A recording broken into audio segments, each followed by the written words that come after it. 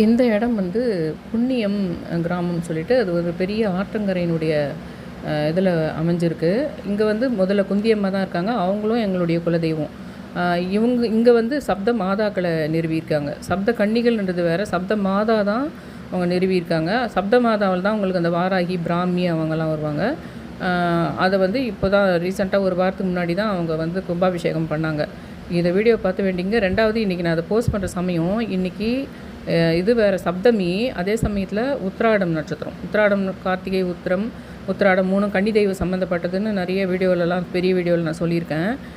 இன்றைக்கி இதை நீங்கள் பார்த்துட்டு உங்களுடைய வேண்டுதலை கன்னி தெய்வம், உங்கள் வீட்டினுடைய கன்னி தெய்வங்கள் உங்கள் வாழ்க்கையில் வந்து நீங்கள் என்ன வேண்டுதல் செஞ்சாலும் அதை நிறைவேற்றி கொடுக்கணும் அப்படின்னு சொல்லிட்டு உங்கள் வேண்டுதலை ஸ்ட்ராங்காக நீங்கள் இருக்கிற இடத்துலேருந்தே வைங்க.